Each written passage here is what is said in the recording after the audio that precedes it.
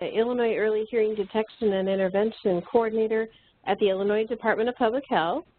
And also joined on the phone tonight is my colleague Isha Fatak, that is the EHDI Specialist at the Division of Specialized Care for Children. And tonight we're going to try to share a little bit about the Illinois EHDI system with you, as well as some exciting updates and information that we haven't had the chance to share in a while. So on the initial slide, you're seeing myself, probably the 40-year-old Campbell Soup kid on the left is me, and Isha is the more stunning one on the right. So she'll be joining us here, but we'll be able to tell you a little bit more about ourselves as we get underway. But Carrie, we'll turn it back to you for the initial questions. Good evening, everybody. As I said before, my name is Ginger Mullen, and I am an audiologist by training and the EHDI coordinator at the Illinois Department of Public Health. I started my career in pediatric audiology, and then in 2005, I joined the Illinois EHDI team. First, I was at the Division of Specialized Care for Children, and now at Public Health. And my goal today is to show you a little bit about the Illinois EHDI system, but I have to warn you that we're putting the cart before the horse just a little bit, because today I'm going to talk a lot about some data and some of our outcomes in the EHDI system. And that's just because we were unsure due to some personal issues who could be on the call tonight. But I do believe later in the next few months or early fall, my colleagues from Specialized Care for Children will jump on and do another presentation and hopefully fill some gaps and continue to answer questions for you. Tonight, I do have some slides that I have placed in the PowerPoint that say questions, so we'll pause at moments there for folks to ask questions. You can also put those questions in the chat box, and I'll do my best to answer them as we go through.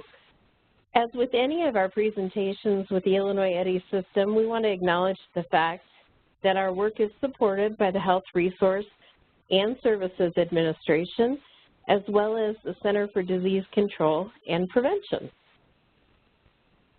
We are currently lucky enough to be funded by both of those entities. So I want to take you back to kind of where things got started, and they did get started back in 1999 with the funding that came through the Health Resources and Services Administration. Due to some landmark research by Christy Yoshinaga-Itano that showed if we actually screen the child prior to 1 month of age, have them diagnosed by 3 months of age, and in early intervention by 6 months of age, their social, emotional, educational, and communication development can be that on track with the normal hearing peers by kindergarten. So the federal government in 1999 authorized for funding to support newborn hearing screening or universal newborn hearing screening in the state. So in 1999, Illinois applied for the funding, received it, and later passed our Public Act that requires every birthing hospital in the state of Illinois to provide newborn hearing screenings to every live birth. You can opt out of newborn hearing screening, but that's only based on religious exemption. Our law's pretty much been unchanged, except for the fact that our administrative rules were changed in 2007. Otherwise, the law that was written in '99 said we had to have all the hospitals up in screening by December 31st, 2002. So that means our first full year of screening in the state of Illinois was 2003. So that would have been one of our questions there. We're going to move on to the next slide here. Where it all began was in a think tank, and I had the opportunity and the honor to be at that think tank back in 2000. And lots of folks had lots of different ideas of what they thought this program should look like in Illinois. So we're going to talk to you about what it ended up shaping up like. What they decided, not only in Illinois but across the country, is that every infant born would have a hearing screening no later than 1 month of age. that all infants who didn't pass inpatient hearing screening would have diagnosis no later than 3 months of age, and infants with a hearing loss intervention would begin no later than 6 months of age. So that's where we started, and obviously you can see the direct tie to Dr. Christy Yoshinaga-Tano's research. In more recent years, our new frontiers have been adding to our aim or our purpose of the EHDI program, providing parent-to-parent support for families of children with a hearing loss and improving social, emotional, developmental, and educational outcomes for children with a hearing loss. Now in our state, we're a little bit different, and any of you who can recognize up in the top right corner those three has arrived. May recognize those 3 fairies as being from Sleeping Beauty. So we often joke that in Illinois, we have 3 state agencies playing together. At times we can be cantankerous, but we do get along very well, and we are striving to meet the goals that were set out in the initial aim. The 3 state agencies involved in Illinois EHDI are the Department of Public Health, and that's where the Center for Disease Control and Prevention Cooperative Agreement is housed, and we specifically work with the birthing hospitals on screening and the data systems to be able to monitor and track all the screening, diagnosis, and intervention.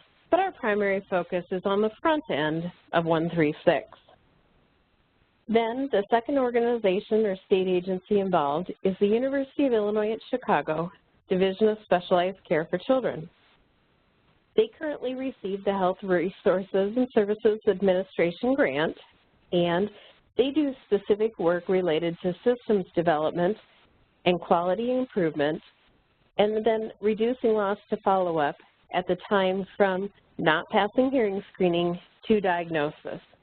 So they center around the 3 of 136. Then finally, the third agency in Illinois is the Illinois Department of Human Services Early Intervention. Through their 25, and I apologize, that's a typo, 25 Child and Family Connection offices, they work on making sure that every child with an eligible condition has the access to early intervention by completing an individual family service plan.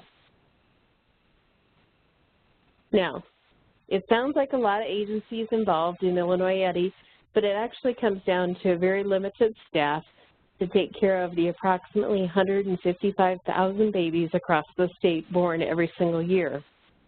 That translates into almost 2 million babies that have gone through the EHDI system since its inception. Our 3 state agencies at the Department of Public Health, we currently have 5 full-time staff and 2 GPSI student interns. One of our positions is vacant, and that's pretty common for us that every 12 to 18 months we have a vacant position that can take us equally as long to fill at times. At Specialized Care for Children, they have 1 dedicated staff member, and that's Isha, who's joined us here tonight, and then they have an administrator who helps to oversee the grants as well as other program services at DSCC, who is Jerry Clark. Finally, at the Illinois Bureau of Early Intervention, the Bureau Chief currently is Ann Freiberg, and Colleen Cunningham takes the lead for interacting with the EHDI program. However, neither of these staff are full-time or dedicated to EHDI, so we have pretty small staff. To get a lot more information than we're going to cover tonight, I welcome everybody to go to our website, which is illinoissoundbeginnings.org. Hopefully you've been there before with all the webinars and great recordings, as well as newsletters that Carrie puts up, or works with Isha to put up, I should say. Let me move to the next slide. I'm going to move pretty quickly through some of this, but for those of you who don't know, the Department of Public Health really works to maintain optimal health and safety in communities. We do a lot with prevention, health prevention and promotion, regulation, and control of diseases and injuries. So that's how you can see why we're a screening program at the Department of Public Health. IDPH was organized in 1877, so we have a long-standing history as well as over 200 programs that work out of the department. We do have a website. It's currently getting added to almost daily because we had a major revamp recently, and you can access public health website at dph.illinois.gov. We do have a special page on that website for newborn screening. Newborn hearing screening is considered part of newborn screening, which is the genetic, metabolic, and blood spot testing. These pages are still in development for hearing, so again, I encourage you to go to illinoissoundbeginnings.org for a wealth of information. Now I'm going to steal briefly a few slides from Specialized Care for Children, and please remember that I'm only going to gloss over some of the things that DSCC does, and I'm sure at later time, Carrie will bring DSCC back on to further describe their role. But DSCC is the Children with Special Health Care Needs program. It's been around since 1937, and it serves children with a variety of special health care needs, and we'll talk about what eligible conditions are in just a minute. Their staff consists of nurses, social workers, speech and hearing consultants, meaning speech pathologists and audiologists, advanced practice nurses, respiratory therapists, and medical insurance specialists. They have regional offices across the state that you can see on the map, and I encourage each and every one of you to get familiar with an office that might be in your community or close by. Some of the core medically eligible conditions are listed here. Of course, what we're interested in tonight is hearing loss being one of the eligible conditions. It's medically eligible, and as we'll talk about in a moment, several years ago we were able to make the definition of hearing loss for early intervention and DSCC match. So it's the exact same definition, the exact same medical eligibility of hearing loss for both state agencies. And that's something we're actually quite proud of because previously early intervention did not acknowledge unilateral hearing loss. Here is the eligibility requirement. And as you can read on there, it's hearing loss of 30 decibels or greater at any two of the speech frequencies or 35 dB or greater at one of the speech frequencies. And that can be in one or both ears. Just to clarify, both early intervention and DSCC do have auditory neuropathy dysynchrony disorder as a medically eligible condition.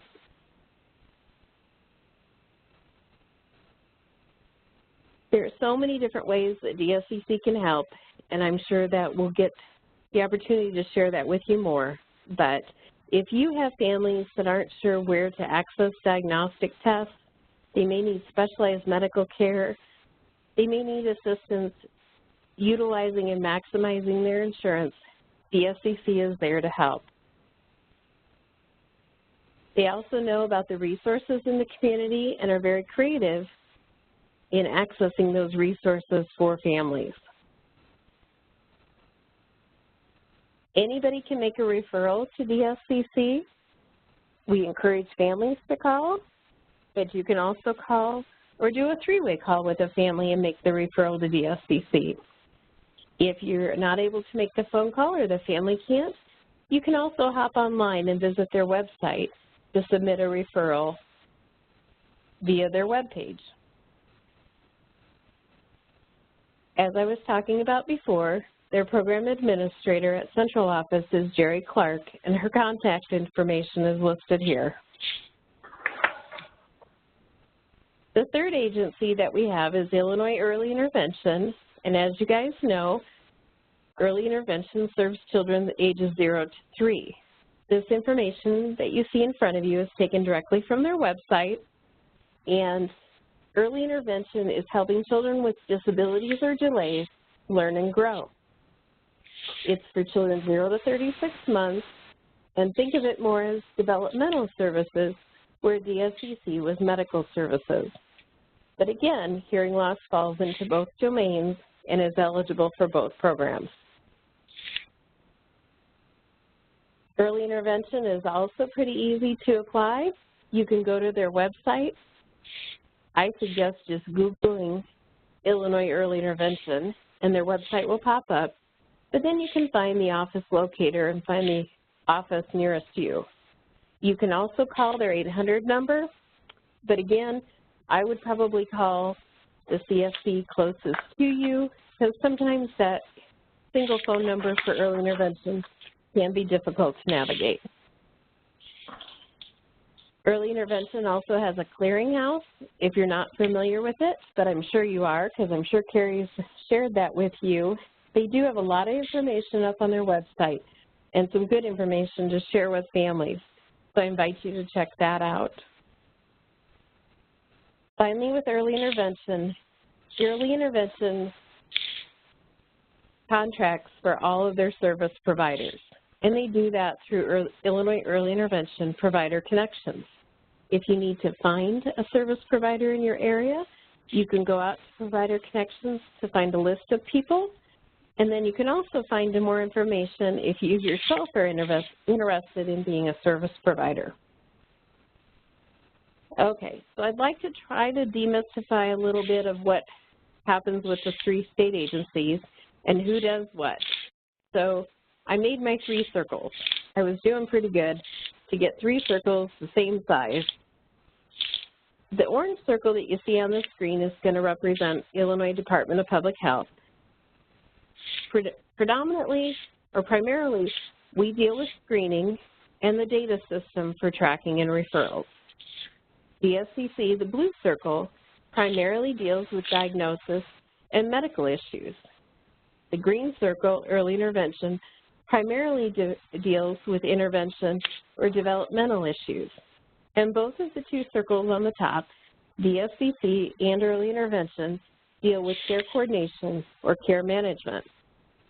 But what I really wanted to show you in this slide is give you the visual that none of us act in isolation, none of us are a silo, and we overlap to a great extent into each other's areas. The other part I wanted to share with you is probably the most connected of the agencies to their community partners is DSCC. The regional offices in the community are directly under the Division of Specialized Care for Children. In early intervention, the Child and Family Connection offices are in the community, but they're individual contracts for services. So every 3 or 5 years, depending on the contract, those providers may change, and that's a big difference between EI and DSCC. And then finally, probably the most separate from our community providers, although not totally separate, is IDPH and the local health departments. We do work in tandem, but they are separate entities. So I'm going to pause there and see if anybody has any questions about the general overview of the 3 state agencies and how we work together for the EHDI program.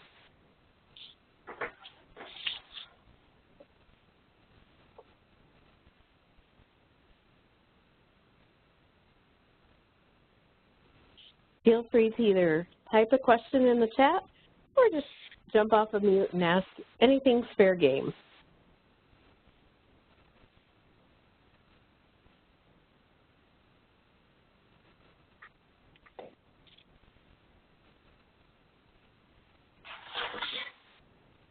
Okay, well, I'll move on to the next section.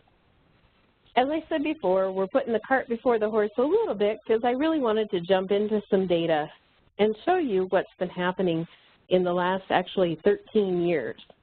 It's kind of crazy to think our children who first went through the newborn hearing screening program are now in junior high. So all those babies in 2003 that were screened are now 13 years old in junior high and hopefully had positive outcomes for our early identification and intervention.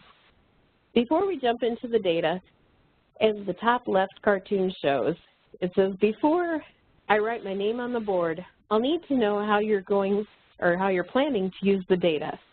So that comment is really just to ask you that you not replicate, duplicate, or distribute any of the data that we're showing in this presentation today without contacting Department of Public Health for permission. The pink slide, using data to make decisions, what a novel idea. That really demonstrates the fact that the EHDI program since 2009, when Carrie got roped into being part of our quality improvement team, have really been trying to use our data to drive the improvements that we have. Not every improvement that we work on costs money to the state. Sometimes it just costs time and people getting involved to give their opinions. So I'm hoping that each of you, after hearing today's presentation, will be interested in getting involved, giving your opinion, and letting us know how you think we need to shape the future of the EHDI program.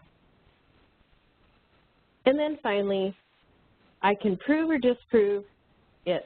What do you want me to do? And that's the final cartoon. Any of the data that we show you today, I could flip it one of two ways. I could tell you how wonderful we're doing or where we still need for improvement. So please remember that as we walk through the slides. If you want to know more about actually how we do the hospital-based screening or some of the protocols we use for screening, I strongly encourage you to go out to infanthearing.org and participate in the 2-hour newborn hearing screening training curriculum. This was something that Illinois actually helped develop with the National Center of Hearing Assessment and Management, and Illinois has had over 800 stakeholders participate in this activity. Research has shown that this single element helps level the education or the knowledge base of newborn hearing screening providers from prior pre-test to post-test. So it's a very valuable tool so that I no longer have to drive all over the state and train people personally. It's a tool that we can use so that Isha and I can help hospitals learn more about the EHDI program. If you're in social work, audiology, or related fields, the newborn hearing screening training curriculum has been approved for 2 hours of CEUs, and those are provided free to you. So that may be something that interests you as well. All right, next slide. So since 2004, Illinois has been over the target of a 95% screening rate. What you can see on the screen here is our screening rate for the last couple years. We're over 98% now, and the final remaining about 1.5% accounts for 0.5% of home births, 0.5% of babies who pass away prior to hearing screening, and then 0.5% of babies who are discharged prior to the newborn hearing screening. So we're right on target and we're doing well, and the yellow star indicates the data is still coming in. Now the slide on the bottom is showing you the last 3 years, 2013, 14, and 15, and what our refer rate is. So how many babies get screened in the hospital and do not pass? Well, for an effective program, that number needs to be between 1% and 4%. Currently, Illinois is at about 3.1 to 3.2%, right on target, but as we've gotten better at training individuals and showing them their own data through report cards, they have done some quality improvement and dropped the refer rate by almost 0.5%, which we feel like is a positive change. Again, if you don't know about newborn hearing screening, just want to let you know that there's 2 ways Illinois allows newborn hearing screening to be completed. One is through automated auditory brainstem response, and that's a screening or testing technology that goes from the outer ear all the way to the level of the lower brainstem. The other way that is allowable in our birthing hospitals is to do otoacoustic emissions. This testing tests from the outer ear to the level of the cochlea. So I just wanted to differentiate those two, and many of you are probably already putting together the fact that if we screen with otoacoustic emissions, we may be missing kids that have auditory neuropathy to synchrony disorder. In Illinois, due to the Joint Committee on Infant Hearing statement that comes out and says the only technology that should be used in a NICU, or neonatal intensive care unit, is automated ABR. And our hospitals have really been taking that to heart, and we're seeing a shift in the type of screenings that are done. Over the last 3 or 4 years, we've dropped almost 10,000 infants per year being screened with OAEs. So that number is dropping on the inpatient level. However, we're seeing an increase of using otoacoustic emissions outpatient. So you may find follow-up screeners, physicians, or even audiologists that are seeing a child who was screened with automated ABR inpatient, and they're being screened with otoacoustic emissions outpatient. So again, we want all the parents to always be good consumers of the type of follow-up testing that they're having done. If a parent ever comes to you and says, well, they said my baby passed, but I still think there's a problem, then these are some of the questions you may want to ask. But above all else, after so many years of doing this, I'll tell you a parent's intuition is what I'd hang my hat on more than anything else. If a parent believes there's a problem, there may likely be, and we should always do complete pediatric diagnostic testing. In Illinois, our hospitals are required to report to the Department of Public Health every 7 days. Since I joined the team in July of 2014, we have moved to a web-based reporting system. This allows a lot more transparency between the department and the birthing hospitals, as well as increases the time that results are reported to the Department of Public Health, i.e. it's much faster. After Public Health finds out about a child who does not pass newborn hearing, we send a letter to the parent and the physician.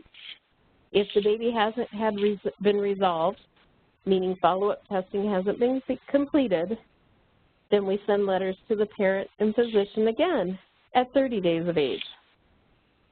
If we continue to not have resolution for the infant at 60 days of age, we send a letter again to the parent, physician, and local health departments. So you can see we're a very heavily weighted letter-based program. We're working on changing that, but the letters that you see here are part of our administrative rules, and we are required to send those out. The last part there, the point I wanted to make too with these letters that go to parents and physicians is Terry and the other team have been most generous in giving us feedback on letters throughout the years.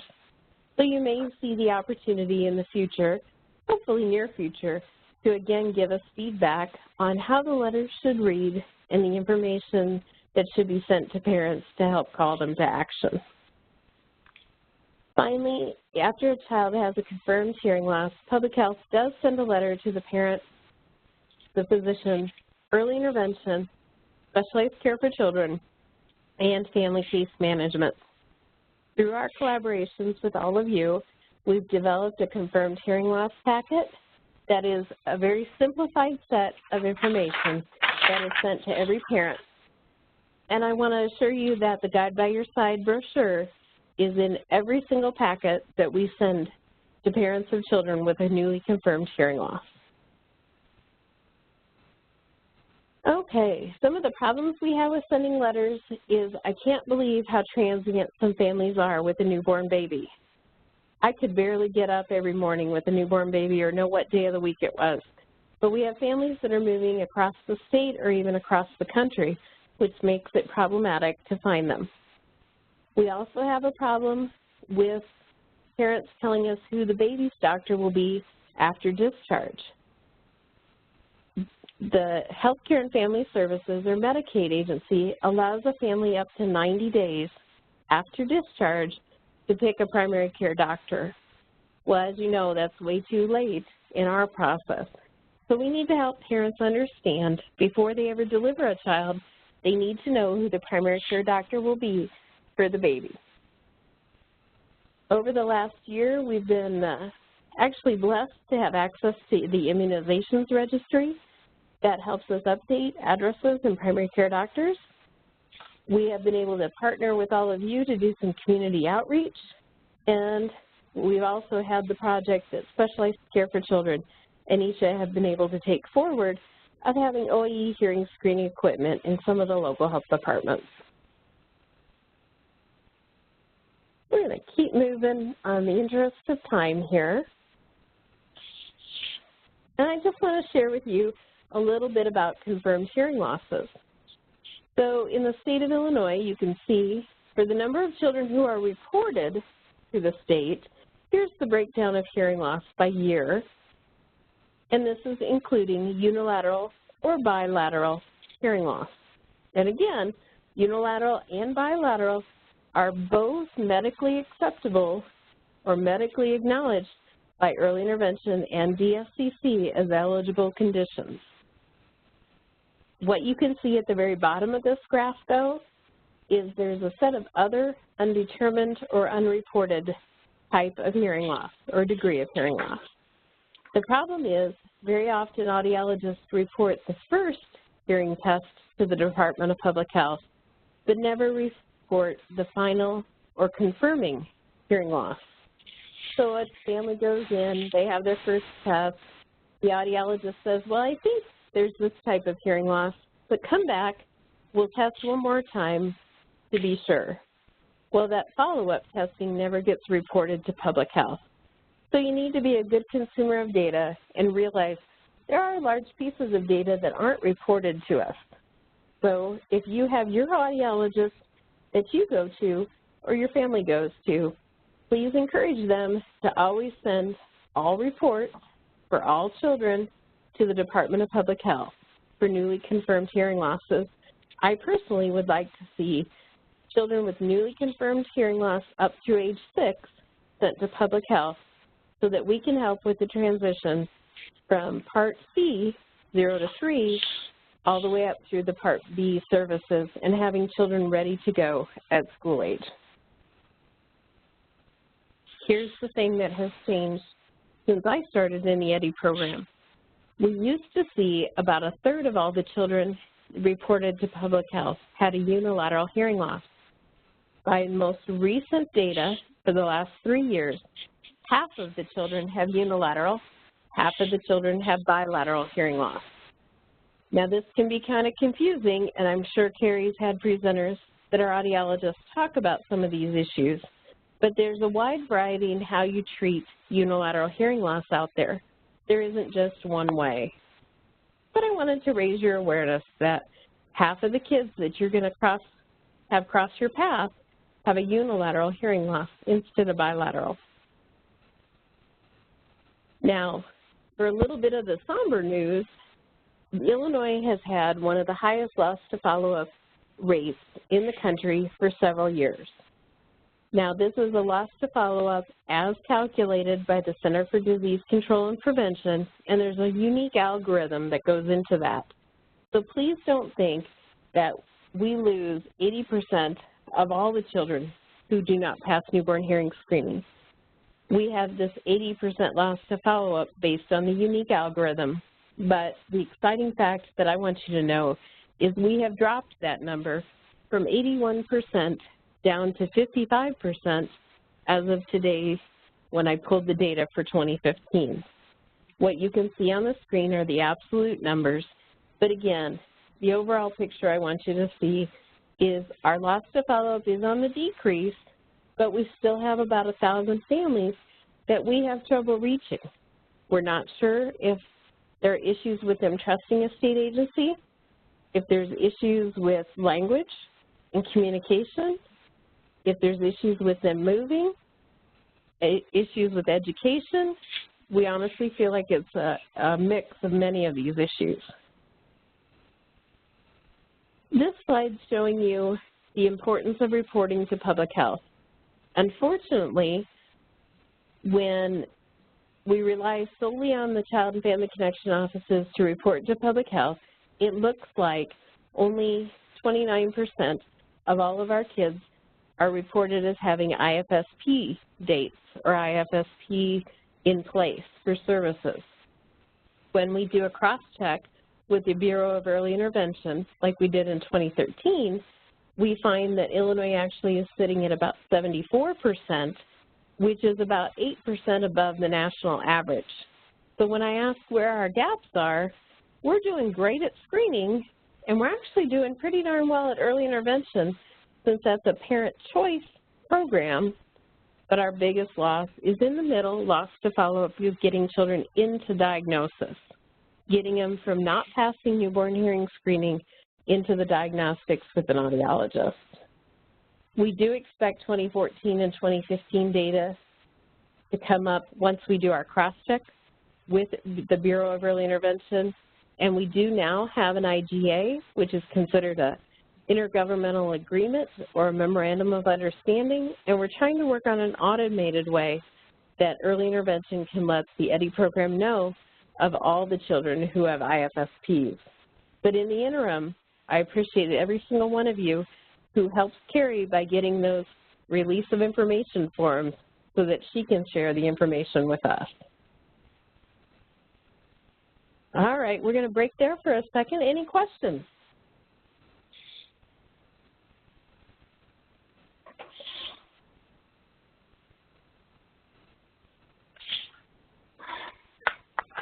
Well, hopefully I'm not putting everybody to sleep. Anybody have any questions up to this point?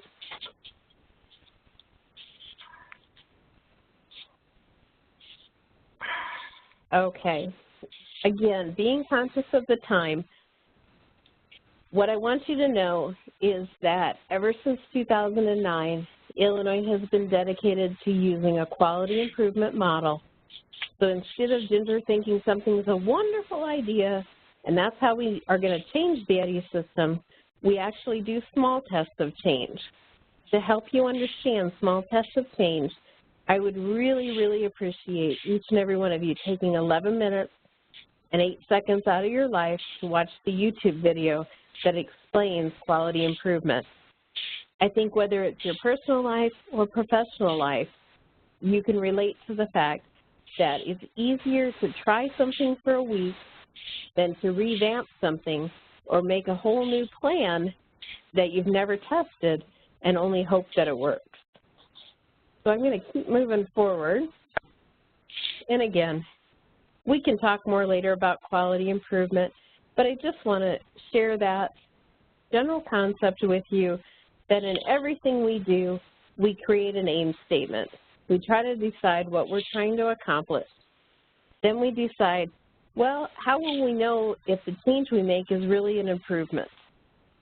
And then we look at ways or strategies that we can make that improvement. So just take a second and think about something in your personal life. What are you trying to change?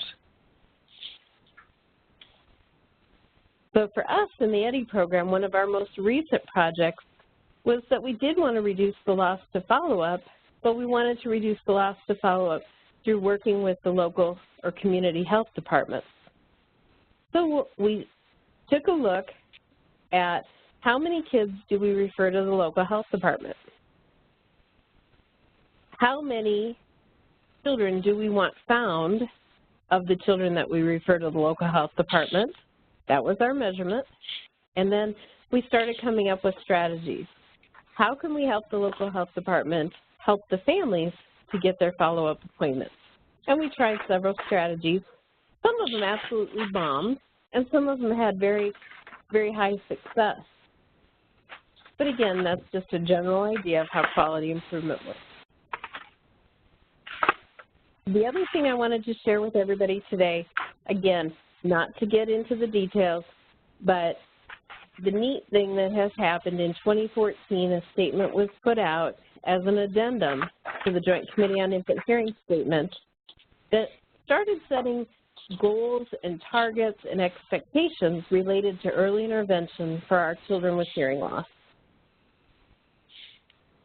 In Illinois, we worked with developmental therapists, and we asked them to put all these different goals that are listed in the JCIH statement in order of importance and then in order of feasibility for the state. There actually wasn't a huge difference in the top 3 between those 2 lists. But again, what I want to drive home is we are committed in the EHDI program to create change and to create improvement even if there's not funding for it, even if there's not a budget, even if. So when we start sending emails to Carrie and asking for some of you to participate, we hope that you'll come to the table and help us create change, even though we're facing some adversity in the state right now. You can read on the slide, or you can read it later. I can send you the handouts of what our developmental therapist sample thought were the most important things for us to address first out of that JCI-HEI statement, and then what they thought were most feasible. Another frontier that we're trying to work towards, and we hope to get started this summer at looking at how we can implement, is the NECAP project. In short, very, very brief, what we want to do is make available to families in Illinois the ability to have their child tested with standardized tools and compared to other children with a hearing loss and all types of hearing loss. So if your child has a moderate bilateral hearing loss, we can do a standardized set of tools that have social, emotional, psychological, language assessments, and we can compare them to other children across the country with a moderate bilateral hearing loss. We hope that that'll help families to develop their IEPs, develop their personal goals. But again, if you get the chance, take a look at the NECAP project, and hopefully we'll share some more about that this summer or fall. Any questions so far on that?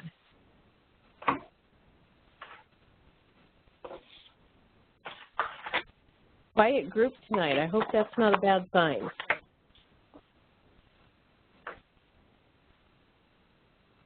All right. Just to finish up, another FYI is in the fall, this is the power of a parent. And I hope that each of you realize you have that same power. And there was a parent in Illinois that went to a legislator and said, I believe in doing something about cytomegalovirus, or CMV. And the short version is this parent worked with legislators, brought forth legislation that was now effective January 1st of 2016.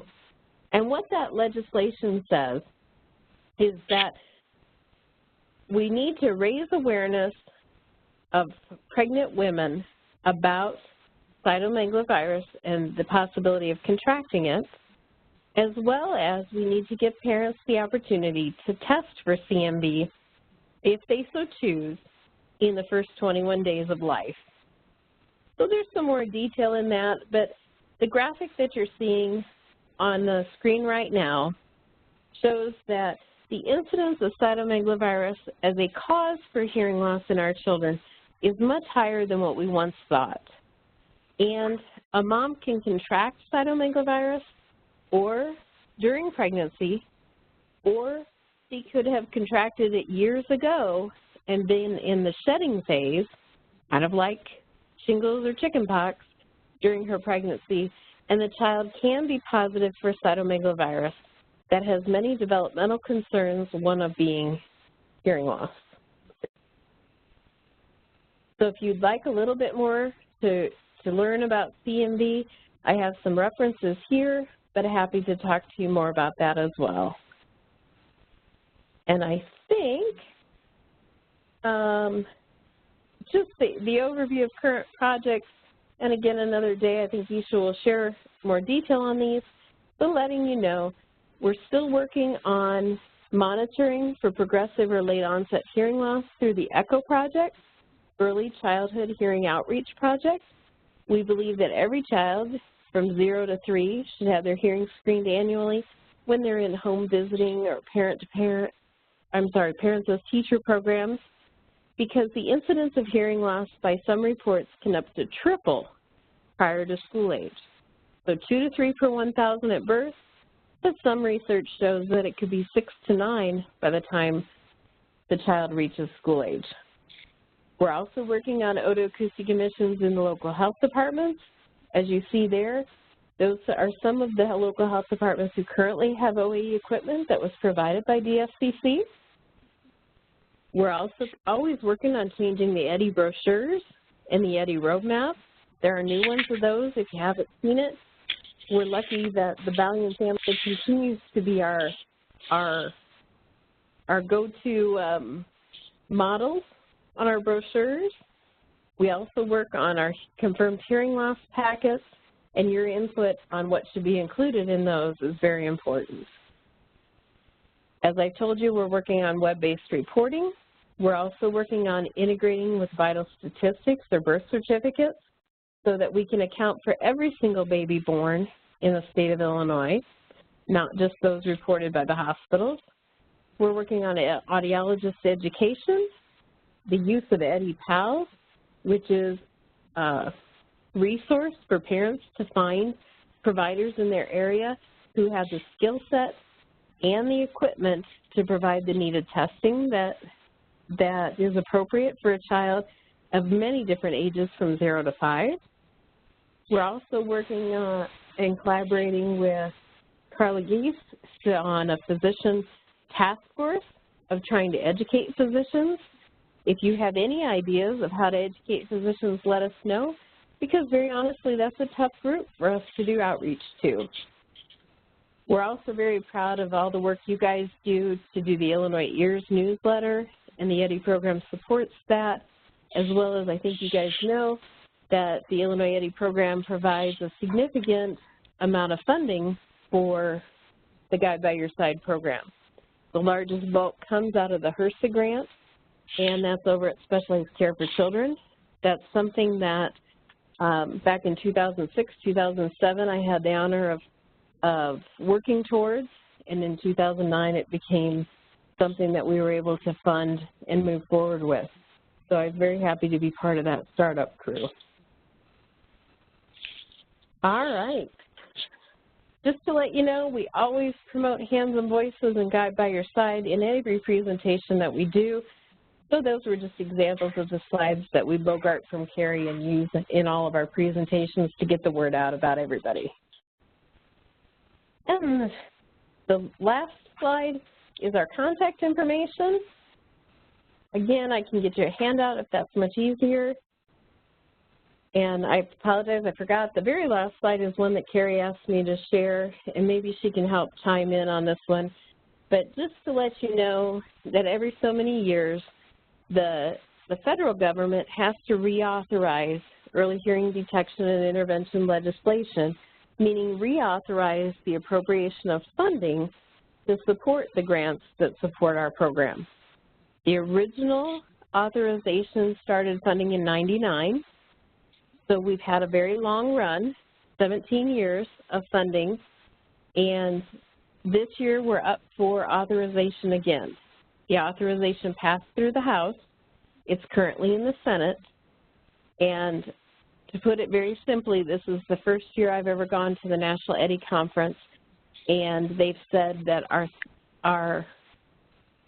there is a possibility that we will not be reauthorized, that we will not get our funding renewed. So we need to keep that in mind. And Carrie, maybe you can comment a little bit more about that. Yeah, this is Carrie. This is a really not good thing, guys. So once we hear more, and I know Hands and Voices headquarters is also on this. They had some meetings while they were at the EHDI conference too. And so with this, if reauthorization doesn't happen, that means funding for EHDI programs doesn't happen, which means if there's no funding for EHDI programs, there potentially could be no follow-through for those families to get screened, which then could be that screening doesn't happen. And where would we be then? 17 years of work down the tubes. So this is really, really important. We all have to keep fingers, toes, legs, everything crossed and hope that we hear some better news down the pike. But please know that if we do have a call for action, I will be reaching out to you guys, and of course we'll be reaching out to families to make some noise and get this thing through the Senate.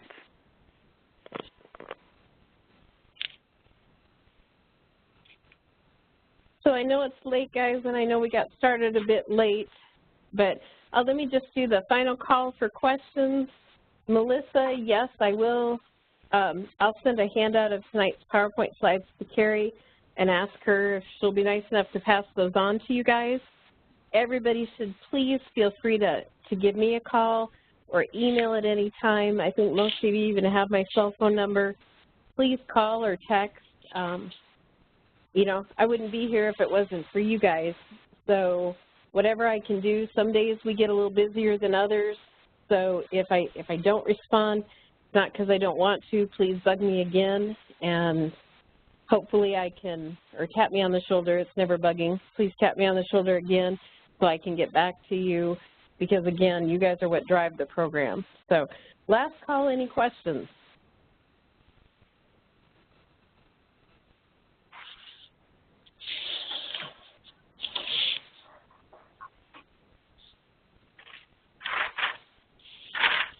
So my friends Eliza and Allie and Jacqueline, was there any new information tonight that we were able to cover that maybe you didn't hear before?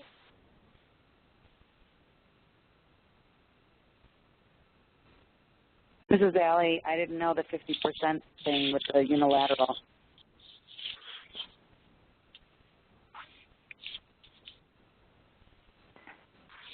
Good. And this is Jacqueline. I agree with you, Allie. I wasn't aware of that either. I was surprised to hear that it was that high.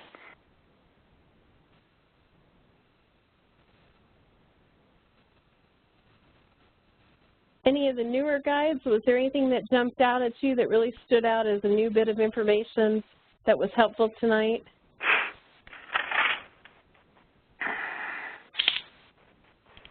This is Melissa A. I agree with Allie and Jacqueline. I wasn't aware that the unilateral was as high as it is.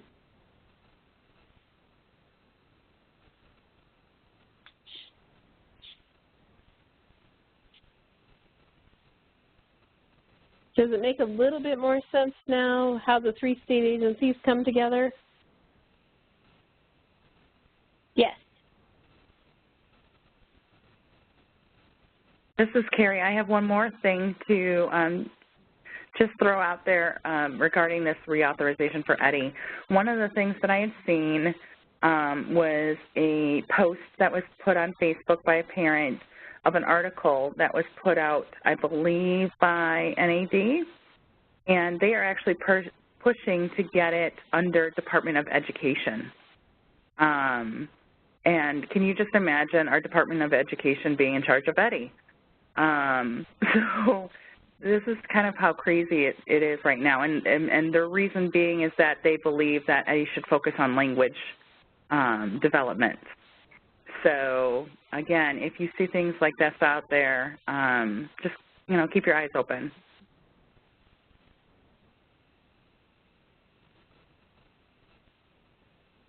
Well, I want to thank you guys so much for your time tonight. I know Carrie's going to go into the final post-test questions, or maybe Melissa will take you to those.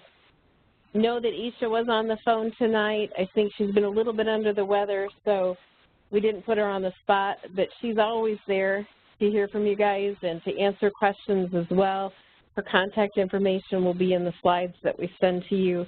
But both of us want to thank you very, very much for your time tonight and letting us share. Isha and I both have taken the jobs that we've taken because we believe in EHDI, and you won't get us out of these jobs. I think we're gonna root here for quite a while. So if we can do something to help you, let us know. And Melissa, I'll turn it back over to you.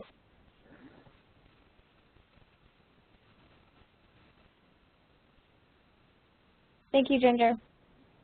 Carrie, are you ready for the post-test questions? Yep. Okay, number 1, Illinois EHDI is responsible for hearing screening, audiological diagnosis, and intervention, i.e. 1, 3, 6. Which of the following choices shows the state agency who is responsible for each part of the EHDI system in the correct order? Screening, diagnosis, intervention. A, early intervention, Illinois Department of Public Health, then Division of Specialized Care for Children. B, Illinois Department of Public Health, Division of Specialized Care for Children, then Early Intervention. C, Division of Specialized Care for Children, Illinois Department of Public Health, then Early Intervention. D, Division of Specialized Care for Children, Early Intervention, then Illinois Department of Public Health.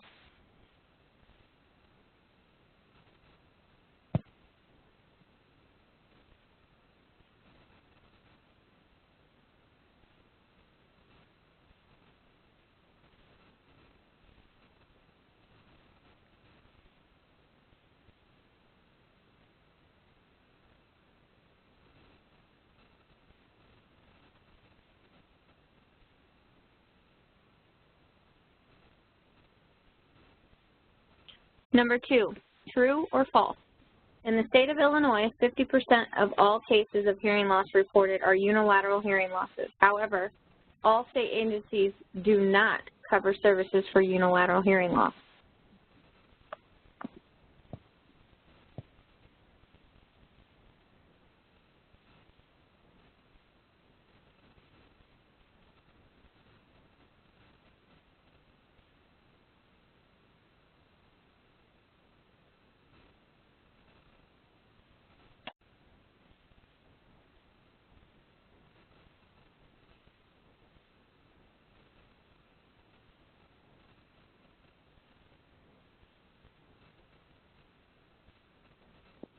Number 3, currently, Illinois has a high percentage of noncompliance or loss to follow-up for which of the following? A, birth to inpatient hearing screening. B, not passing inpatient hearing screening to diagnosis. C, confirmed hearing loss to enrollment in early intervention. D, both B and C.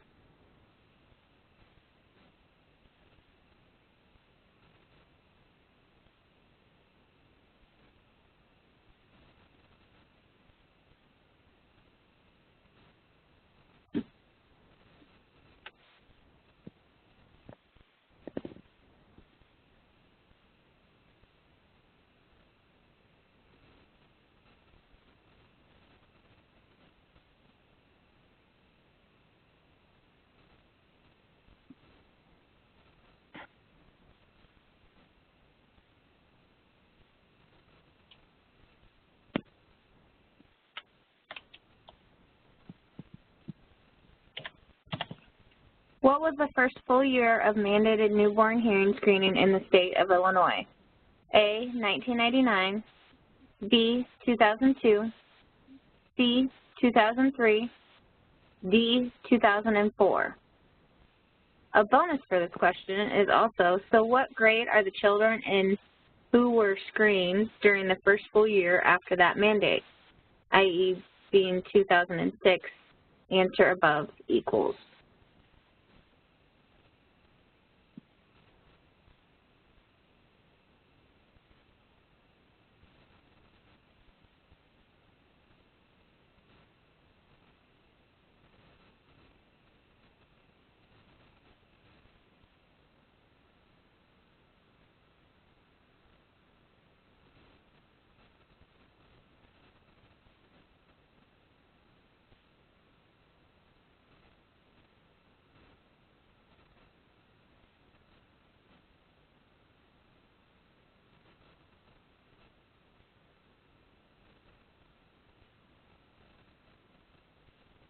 True or false, number 5.